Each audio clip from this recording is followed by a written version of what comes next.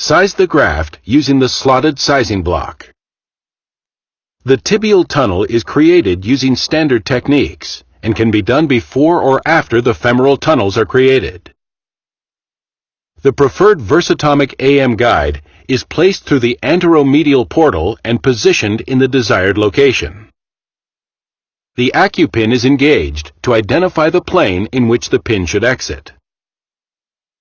The versatomic SMA flexible pin is then advanced through the AM guide and advanced to the lateral wall of the intercondylar notch. Note: recheck positioning of the guide to ensure placement has not been moved during introduction of the guide pin. The guide pin is then advanced in small increments until it exits out of the femur.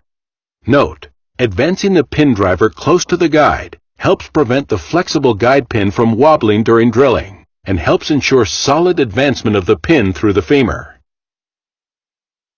Advance the pin until the line where color and finish changes from shiny to matte is flush to the intercondylar notch.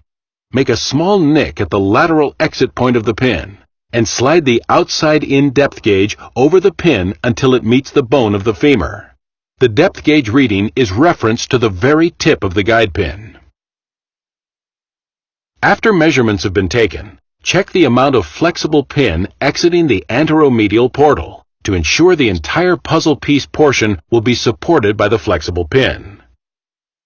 To ream the femoral tunnel through the anteromedial portal, reference the markings of the eccentric head. Insert the versatomic reamer over the guide pin with the single cutting flute away from the medial femoral condyle and PCL.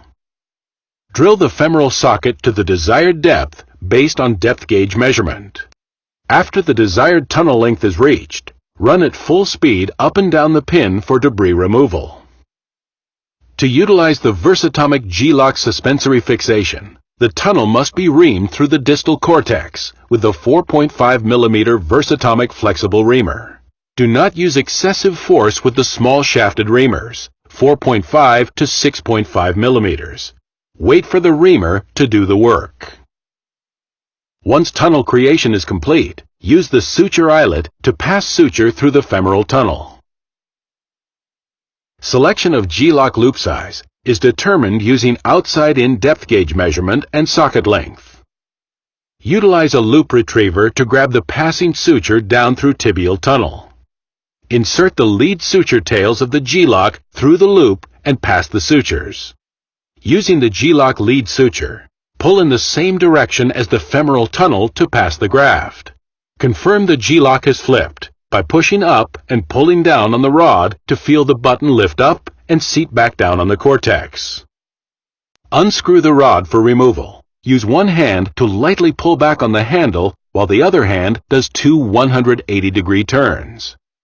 Tibial graft fixation is performed with a Stryker Biostein interference screw.